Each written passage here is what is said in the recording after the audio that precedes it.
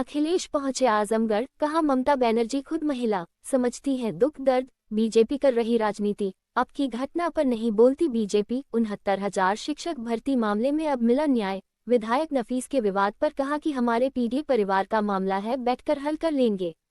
आजमगढ़ लालगंज में एक निजी कार्यक्रम में शनिवार को दिन में पहुंचे सपा मुखिया अखिलेश यादव ने कोलकाता डॉक्टर के मर्डर के मामले में पश्चिम बंगाल सीएम ममता बनर्जी का बचाव करते हुए कहा कि वह खुद महिला हैं, महिला का दुख दर्द समझती हैं। सीबीआई या जो भी संस्था से जांच करवाने का मामला था, उन्होंने करवाया है। वहीं दूसरी तरफ बीजेपी पर हमला बोलते हुए अखिलेश यादव ने कहा कि बीजेपी इस मामले में राजनीति कर रही है, जो उसको नहीं करना चाहिए। इस घटना को लेकर डॉक्टर आंदोलन कर रहे हैं, लेकिन भाजपा राजनीति कर रही है। वहीं उन्होंने मामले को यूपी में हुई घटनाओं से जोड़ते हुए कहा कि सोनभद्र में बेटी के साथ जो हुआ, लखनऊ में दलित महिला ने सीएम कार्यालय में आत्मदाह कर लिया। इस पर बीजेपी के लोग नहीं बोल रहे हैं। पत्रकार अगर आवाज उठाता है तो उस पर मुकदमा दर्ज कर दिया जाता है, जेल भेज दिया जाता है। वहीं दूसरी तरफ 69,000 शिक्षकों की भर्ती के मामले में कोर्ट के फैसले को लेकर उन्होंने कहा कि अब सरकार पीड़ित बच्चों की सुधि लेगी, बच्चों को न्याय मिलेगा। सरकार ने जो भेदभाव किया था उसमें सुधार किया जाएगा।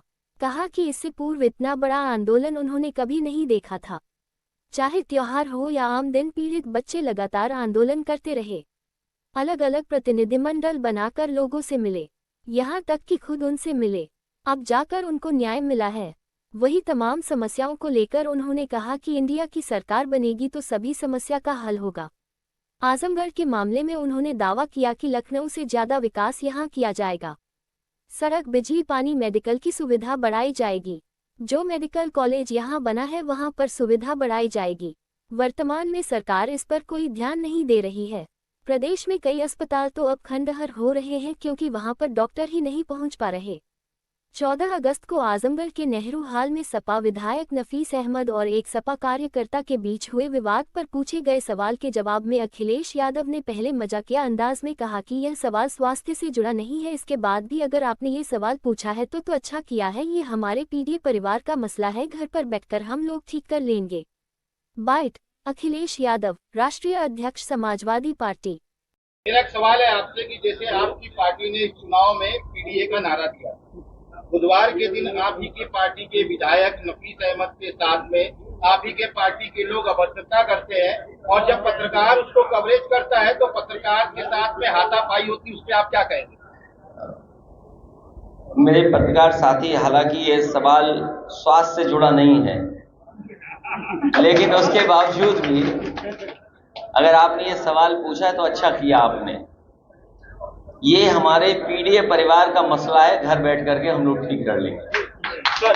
और जो दोनों हैं, दोनों पीढ़ी हैं। अगर पीढ़ी का पीढ़ी से झगड़ा हुआ है तो हमारी जिम्मेदारी है। और मैं समझता हूँ नफीस अगर कहीं यहाँ दिखाई दे रहे होंगे, कहाँ है नफीस? नहीं तो फिर तुम्हारे माध्यम से फिर न्यूज बन जाएगी। नफीस कहाँ है? चले गए? अभी तो कॉफी पी रहे थे हमारे साथ, बुला लो ने। तो ये हमारा अपना है और पीढ़ी की लड़ाई अभी खत्म नहीं हुई है। इस पीढ़ी में सब लोग हैं। और हाल ही में जब मैं आपसे बातचीत कर रहा हूं, आपको याद होगा जिस तरीके से बच्चे लड़े थे अपनी नौकरी को लेकर के, जो हाल ही में हाई कोर्ट का फैसला आया। सोचो 69,000 अपने आरक्षण को लेकर के, अपने अधिकार को लेकर के कितना वो लड़े हैं। उन्हें कई मौकों पर अपमानित होना पड़ा है। उन्होंने अपने हक के लिए विधायक, सांसद, मंत्री, सड़क, विधानसभा, मुख्यमंत्री आवास, प्रमुख सचिव, डायरेक्टर, कोई ऐसी जगह नहीं छोड़ी जहां पर वो अपने हक के लिए न गए हों। जो नाइंसाफी हुई थी उनके साथ, जो उनके साथ भेदभाव हो रहा था, मैं उम्मीद करता हूं माननीय न्यायालय के बाद अब उन्हें उनका न्याय मिलेगा, उन्हें हक मिलेगा। और यही लड़ाई बड़ी थी पीडीए के लिए कि कुछ लोग सत्ता में बैठ करके उनके हकों को छीन रहे हैं। हमें उम्मीद है पीडीए का परिवार और बड़ा होगा।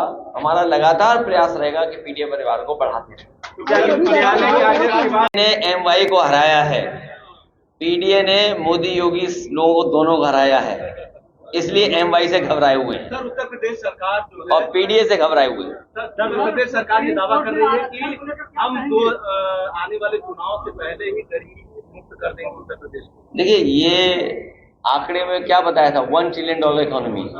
ये लोग सदन में बैठते हैं, ये हमारे मंत्री ओम प्रकाश जी, इनके एक सवाल का जवाब सरकार नहीं दे पाई।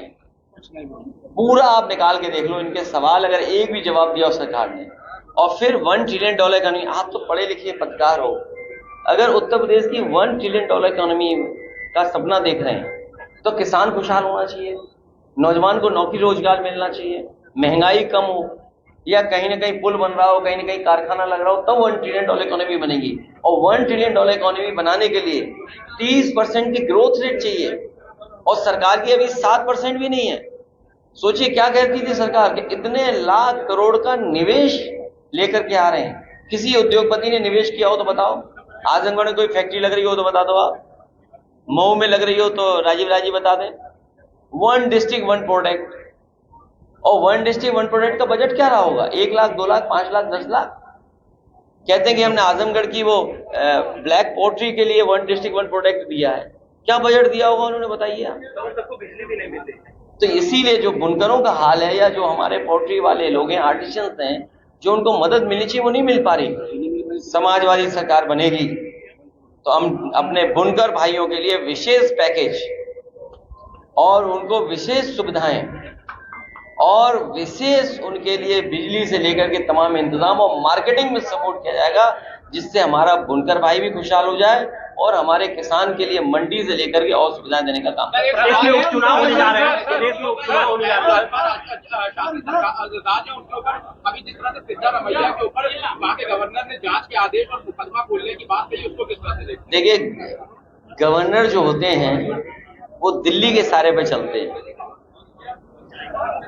ये बहुत से स्टेटों में ये सुनने को मिल रहा है कि ये जो गवर्नर लोग दिल्ली से अपॉइंट हुए हैं वो प्रदेश सरकारों को चलने नहीं दे रहे हैं, जो उनके अलग वाले दल की सरकार अगर है। और आप सोचिए, आप याद कीजिए एक समय कि गवर्नर हाउस से ये बात कही जाती थी कि समाजवादी सरकार में इन जातियों की पोस्टिंग, इन जातियों को डीएमएसपी बनाया जा रहा है, लेकिन वो सच्चाई नहीं थी। आज बताओ कोई गवर्नर है कि नहीं है? किसी जिले में कोई पूछा जा रहा है? और आपने तो खुद ही सवाल मुझसे पूछा कि जहां 10 उपचुनाव हो रहे हैं वहां पर जानबूझ करके कि मुस्लिम कौन है, यादव कौन है, उनका ट्रांसफर कर दिया, हटा दिया उनको। ये सरकार घबराई हुई है पीडीए के लोगों से। मैं अपने पत्रकार साथी से कहूंगा, नेताजी ने और आजमगढ़ के लोगों ने समाजवादी सरकार में यहाँ बहुत बड़ा मेडिकल कॉलेज बना था। समाजवादी सरकार बनी थी, उसको फंड्स दिए गए थे, बजट दिया गया था और कोशिश की गई थी कि पूर्वांचल का और आसपास का अच्छा मेडिकल कॉलेज बनकर के तैयार हो जाए। इसके साथ साथ जौनपुर का मेडिकल कॉलेज भी समाजवादी सरकार का दिया हुआ था। मुझे याद है गाजीपुर में जब मैं गया था 100 सैया अस्पताल के उद्घाटन में, उस समय हम लोगों ने कहा था कि इसी अस्पताल को आगे बढ़ाएंगे और मेडिकल कॉलेज बनेगा। और पूरे जिले में और आसपास के जिलों में